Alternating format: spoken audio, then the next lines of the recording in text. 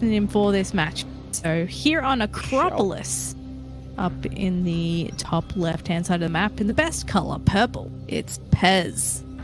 Ooh, that's already an imbalance for Pezz right out the gate. Some would say it's because of Protoss, but I think it's because of his color. In the bottom right here, the inferior color green, but on Legacy Sports, and he's repping those team colors. This is Peppy. Yes, indeed. And I'm wondering what Pezz is going to do here. Obviously, he has that capability to play a long macro game, but he's one of the guys that I seem to see do the odd 2-base timing a little bit more often. I don't know if that's really his current strategy, but he can mix it up a little bit. I'm trying to remember who he was the guy, but part of me wants to say that Peppy was the guy that had a game on Cyber Forest, I think it was, where he totaled to pretend he was going for a roach attack, but it was actually hiding a spire. I think that was Peppy. It was a ZVP though, ZVZ rather. So it's not really something you do against Protoss. Yeah, he could mix it up too. I haven't seen him play in a little while. From memory, he played pretty straight up last time I saw him play WCS matches. But, with all the patches that come out and the shift in the meta, you never really know if a player is going to stick to the same tried and true strategy for each WCS season. So, time will tell what he comes out with. It's looking pretty standard so far, though, with the hatch gas pool coming down here. Yep. And I mean, I'm wondering what Pezz goes for in this game. I do know that he does like 2-base attacks, or at least he has before. And I mean, those immortal attacks are still so strong, and there's still so many varieties of them. Nothing's really come out to change that. So that Zerg's gotten a little bit better at reading them, and the small intricacies and small differences for each player. They've gotten better and better at detecting, what is what. Okay, Stargate started for Pezz. He cancels it. Looks like he's going for Stargate. So you always want to delay that warp gate a little bit if you're going for Stargate. Want that as quickly as possible. Yeah, Stargate's still really popular against with the Protosses. You can go into a Charge Lot Phoenix composition. You can head into Robo and do that sort of Sentry, Zealot Immortal, later Archon composition. Those are those really tough timings that you can hit, where Zerg kind of needs a whole bunch of Roach Ravager. There's even some builds like the classic build, I think it is, where you pop down a Robo and then add a couple of Stargates behind it. A bit counterintuitive. So I think it's a nice opening. Obviously, you get a bit more scouting than you might otherwise, which is always helpful against a guy that could possibly throw you a curveball as well. Yeah, Depth just getting a little bit of information there on that drone saturation, maybe catching a unit flooding out. Anything that you can catch would be a nice little bit of information there for the Adept, and everything looks super stock standard from Pezz so far. There's a few gates going down. He's got a Robo starting up after an Oracle opening here from the Stargate. And with that Robo, you generally start to see whether or not we're going to be seeing some kind of Immortal thing, or if it's going to be a Stargate opener into Archon drop, which is a pretty stock standard, I would say vanilla PvZ, like Babby's first PvZ build. It's a little bit hard to... It's like one of those builds that if you're really good with it, you can beat anyone. But it's also one of those ones that's a little bit if you're not really good with it, you can actually be punished for it really badly. Because, your Prism needs to not get caught. You can't lose it to Queens. You have to control your Archons well. You need to also be completely active with it as well. Any second that you're not doing things with your Archons is basically, giving the Zerg room to breathe. Nice start with this Oracle, by the way. 5 drone kills. Very nice. Yeah, maybe I'm being overly critical, but I feel like you don't need to pull your whole mineral line to your natural in that scenario. You're gonna lose some drones either way, so you may as well maybe not lose that extra mining time. Maybe that is the better decision. I don't know. I just feel like they gotta travel so far. But yeah, good start. He gets himself 5 worker kills, and he did follow up with that Twilight too. No Archon drop just yet, but we'll see. He's getting that Templar Archives. Yep, it's going to be the Charge Lot variety of the Archon drop, so you're still going to have those Archons, but with the Charge Lot follow-up. This is sort of the style of PvZ for a little while, I want to say a year ago. where people were always opening with the Dark Shrine, and then it was the Templar Archive Charge Lot version, and now it's like back to the Templar Archives again. At least for Pezz it is. Yeah. Peppy gets himself a scout on that third base, which is good to know, so he's not getting hit by some massive 2 base. And he just sees those Archons morphing in on the side there, so he brings the Queen and some Roaches into position on the right-hand side there. So this is not a friendly drop zone for this Warp Prism, unfortunately. The drop zone is compromised. Get out of there. Okay, we got Peppy going across the map here. He's not interested in playing the later stage of this game. Yeah, that's a lot of units. It's 18 Roaches so far, and he's following up with them Lings, knowing that this is prime time because Pezz is trying to take himself a third base. He doesn't have a huge amount of units yet because he's sort of just dropped all his tech, so it's all still kicking in. Unfortunately, he has to sort of waddle those Queens over very slowly, and he doesn't have much at home left to defend against this Archons Archon. need to come home, dude. If he doesn't bring absolutely everything in the front line here, he's going to be in a spot of bother. And the Archon's doing a lot of drone damage, but Peppy's already extremely committed anyway. Like, do you want him to be more all-in than he already is? Because he's all-in, let me tell you right now.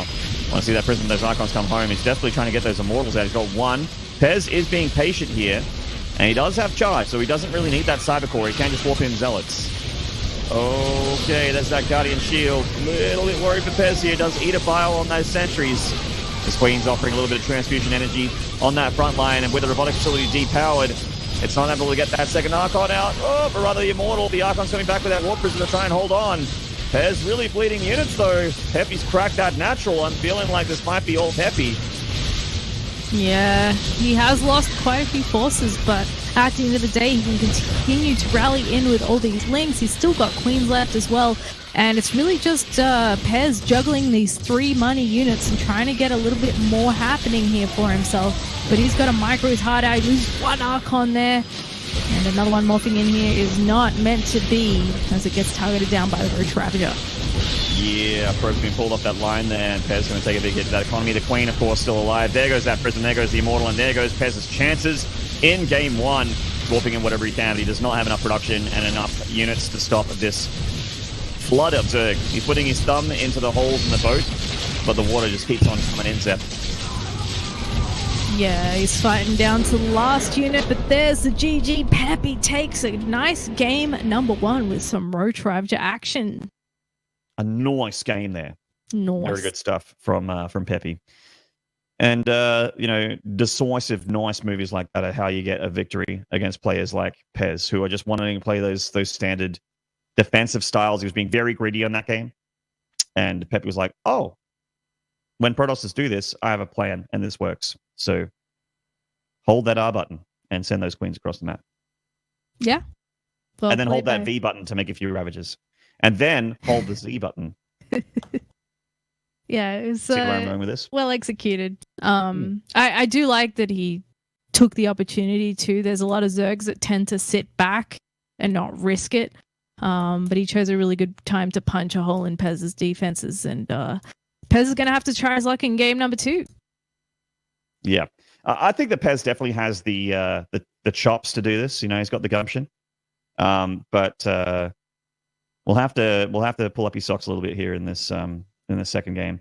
Maybe something a little bit more on the aggressive side, something to catch Peppy unawares. Yeah, it could do. It's going to be on new repugnancy. There's a fair few spots you can hide stuff. Yep. On this one. Exactly.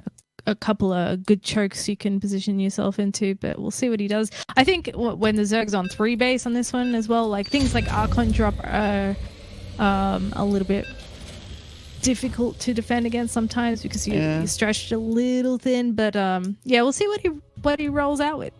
Is difficile. Well, New Repugnancy is, I think, one of the cooler maps in the map pool. I'm a big fan of it. And you're like, yo, it's because you're a Terran, Maynard. I mean, yes, that's true. But also, I just like a few of the features. So these guys have some really, really fun games this year. So let's get into it. I'm sure this one will be a cracker as well. In the bottom left here. Oh, never mind. Wow. Building suspense. Our old G or... Oh, my HUD changed color. Oh, my goodness. Wow. Love to see a screen grab of that. He can't see. Is he seeing red after game 1? Is he that mad? Okay, we'll just Yeah. rename it. That was a weird. I've never heard of that. I've heard it happen to a couple of people in the last week. I don't know, maybe it's like one of those weird graphics driver bugs that comes out and affects like a specific model, and you just get a weird looking interface or something. Because at first I thought people were talking about like a console skin, and they're like, no, it's just red. It's just red. I'm like, can't help you, man. I don't know what you mean. I've had it. You know what? StarCraft for me has crashed like a total of maybe 4 times in the 9 years that I've had this game. And on Tuesday, it crashed twice. Once during a Lima League Grand Finals and once during a ladder game. You're kidding. And it was Grand a TVT Finals. too. And the amount of TVTs I've won, I can count on like my hands. That's like, I'm so terrible in that matchup. And I'm like, oh, I'm ahead. This is great. My confidence is building. I feel like I'm not a piece of garbage. And then Blizzard's like, goodbye, client. Yeah. And of course, if the game disconnects for any reason, it's a win for your opponent. Yeah, I haven't had a lot of StarCraft crashes either in my StarCraft lifetime. BattleNet, on the other hand, is not always our friend, but the game itself seems to. Yeah, the client, like a lot of people have had issues with the client in the past, but the client has always been perfection for me. I've never had issues with it. I mean, perfection is a strong word. It's definitely been a thing here and there, but like it's never crashed is what I'm trying to say. All right. All right, we're good. We're looking a lot better. And in the top right, here's the purple Protoss. Hopefully back to a normal looking heads-up display. It's Pezz. He's like, now it's all purple, just like I wanted. Not red. And in the bottom left here in the green, currently up in the series, this is Peppy. Both these players previously on Silicon Sports, a big name of yesteryear in StarCraft 2. We missed that team very much. They had some of the biggest names in Australian StarCraft that are still around. Still doing their thing. Yeah, they did pretty well for themselves. Good lineup. Yeah, now it's all about that SYF team. Yeah, although, I mean, no offense to SYF fans stuff, I have enjoyed that in the latest iteration of Pro League, they haven't just had a clean sweep. They're definitely still it's nice, having a pretty good record. But it's nice to not just crush. It does get hard to be like, well, this team's the best, so they'll very likely win this. Season in, season out. So that's good. That means the other teams are starting to put in a bit more fight, or maybe the Silicon guys are playing more Dota. You never know. Bit of column A, bit of column B. Bit of column A, bit of column B, a little bit of this, a little bit of that. We've had more teams this time round, bigger variety of players, a lot more Southeast Asia representation, which has been and also pretty good. I saw that the Pro League is going to the Melbourne Esports Open. Yeah. It's pretty tight. Pretty tight. Live team event in Australia for StarCraft? Live StarCraft staged event. Oh my god. For the K. Now that's something I could get used to, Zeph. Tell you what, some of my finest times ever. Easy, Tiger. I mean, he's excited about the Melbourne Esports Open as well. This is a tournament game. You are playing for money, sir. Calm down. But some of those happier times with you and me just casting ACL like every season, like three ACLs a year. Yeah, back when I saw you more than once in a millennium. Yeah, we actually got to hang out a lot. Yeah. I actually don't think I've seen you since my wedding. I know we haven't. Dude, that was a year ago. A year and a half ago. We're terrible friends. What are we even doing here? Yeah, are we even friends? Are we even friends, right? Oh is this just something that we awkwardly have to go through, like business acquaintances? Yeah. In front of many viewers, like we're on an episode of Dr. Phil. Yeah. It's like, how have you been? And you're like, yeah, bad. I'm like, okay, great. Good luck in the cast tonight. We do see a Baneling nest here from Peppy. There are some Zergs out there that like to defend with the Baneling rather than the Roach. But sometimes it ain't for defense. Sometimes it defend and also attack. He's making a good number of lings right now. Yeah, this is something that's come back into popularity a little bit more recently. Fair few Zergs love to try and just chew down that front wall with a whole bunch of lings. Maybe they try and bust it. Roachling attacks, pretty popular as well, ending the game much earlier than the usual sort of 3 base versus 3 base standards that you EVP stuff we'd see before any real push comes out. So I like it. And he does get a bit of a scout in as some of these links are popping out. So that'll help him out a little bit. Pretty nice wall in here from Pezz. Having that sentry certainly is nice. And you know what? Bane busting through Stalkers is surprisingly tough. Yeah. So the Lings are just going for us around the outside here. The Stalkers are obviously, with the sentries help, starting to gun through those Lings. But there's so many. Looks like Peppy getting deflected here by Pezz. Going to think twice about that Baneling bust. And if you see he's already droning again, Peppy's like, oh, well, you know. You lose all the chances you don't take. You know what I mean? Yeah, seeing the reinforcement up there is like, you know what, it's not worth it. I'm going to lose so much. And that puts him quite behind in his droning, and that's going to suck when Pezz shows up with his first decent push of the game. But, you know, better to keep those units alive and try your luck getting back on your feet than to just kind of die trying to get through a wall that you know you really don't have much chance against. This is a bold Prism walk-in. Peppy obviously sees that, but luckily it's not like, you know, a couple High Templar or something like that, just a couple Adepts. And Peppy has more than enough units to fight this back, but does need to respect it a bit more than this. You know, Adepts, if they get in range of the drones, they will one-shot them. Peppy shouldn't be taking any drone damage here. He's losing 2, gonna lose 3, 4. Tell me it isn't so. Alright, loses one of those Adepts. Oh, unfortunate shade. He had the Prism, so I'm surprised he didn't save them both. Yeah. Not too bad though. Gets a few more worker kills when Peppy's already trying to play catch up a bit. 40 drones, 242 probes, and a whole bunch of gateways getting dropped down right now. 6 in fact. And an extra immortal coming into the mix as well. So a push from Pezz is going to be a little bit hard. He's actually getting Overlord loaded up.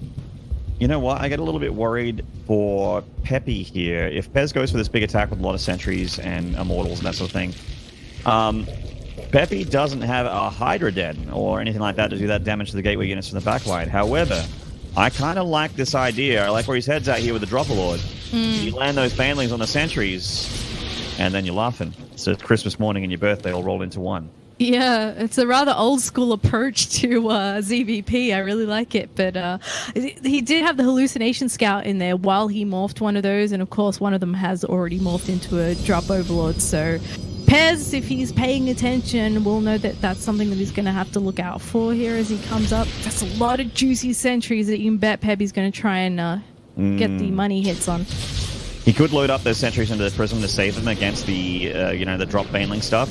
That speed overlord does make it tough. Yeah, look at him got split. that wrap around with the legs on the backside. Some force fields coming down. He saves those sentries into the Prism. Nice control from Pezz, but the Banelings are rolling on in.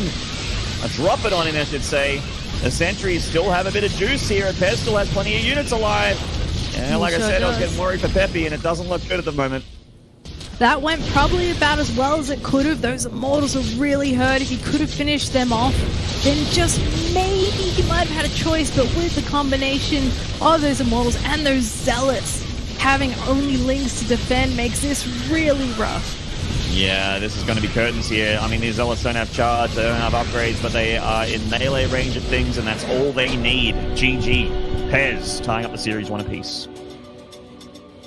Very nicely done. Comebacks a push. And a bit unfortunate for Peppy there, going for a bit of a early kill, but having to pull out of that strategy. That's a bit unfortunate. Otherwise, he might have had the economy and the tech to actually hold a push like that. I liked the creativity from Peppy. You don't see any Zerg ever try and use Baneling drops defensively against, you know, I mean, we've seen it before, but not in a really long time. Yeah. To use Baneling drops in a drop award against sentries and stuff. It's really sick. It's a cool strat. It is. Like it's a good adaptation to like being like, oh god, yeah. I actually have nothing. Like, what can I do with the tools I have? It was a cool decision, right? Because he's like, well, what do I have? I have Lings and I have Banelings. How do I actually stop a Sentry Immortal attack? That's he went for the best possible path. It's just unfortunate that he didn't have the better tools, the Hydralisks, you know, that sort of thing. Yeah, he did what he could. I mean, he had those queens in the fight as well. He really pulled everything except all the drones. That's the only other thing he could have done. So not to worry. It is 1-1. Kairos Junction is going to be the next map. And See who comes out on top here. Could go either way. It's actually a pretty good matchup. Yeah, this is great. We knew that Pezz had the ability to fight back here against Peppy, even though game one looked a little bit, kind of just one-sided. He just fell over. But sometimes it's like that when you go for a big attack and your opponent's not ready for it. We even saw that in the first series with Probe and Psycho. So let's do it, and let's see who wins the final map here in this second best of 3. In the top left, I'll do it. Zeph, Okay, if fine. you please. If you please. Just this one time. In the top left here from TBSYF, this is Pezz. Now it's Okay, mine. now you go. Yeah, you can go. You can do this one. Thing. In the bottom right, in the green, his name is Peppy. Well spotted. Good eyes. Thanks. Grew on myself. Sure did. How long have they been baking? Yeah, a little while. 20-something. Lost track. Yeah. Okay, well, Peppy putting on the spice here in game 3 for Oxy Hatchery.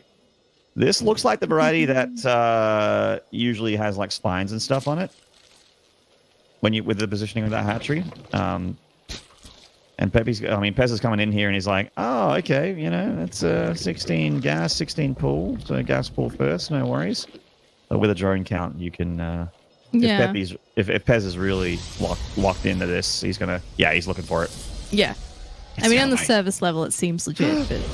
Nexus before Cybercore? Pezz. Uh-oh. Now, if he just slides back into that natural and... okay, well, this gives it away now as well. See, yeah, that's not an accidental rally. Yeah, that's 3 scouting drones. What does it mean? Yep. He's on the scent. I think he can deduce where it is. He's crowning out that zealot up front there. Yeah, he knows this is proxy, so he's about to scout it with that probe finally. He started a zealot and then second guessed it and then cancelled it, so he's going to have that first zealot out a little bit later than possible, but it is going to be out at least, and he's bringing down the probes. He doesn't want to let this thing get established. I'm not sure he can actually stop him from killing these spines, because he's only got 2 lings and a queen coming. Queen. Yeah. Uh-oh, Peppy. And also the annoying thing about this hatchery positioning is that a good chunk of that creep is actually like ramp that you can't build spines on. Yeah.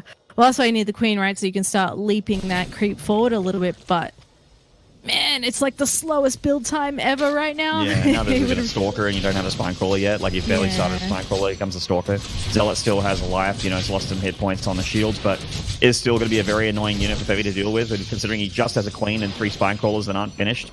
Some lings are streaming across the map. Peppy's obviously extremely all in here. Pezz just needs to hold on. He's got 2 bases. He's got good number of probes. He's cut probes actually at the moment.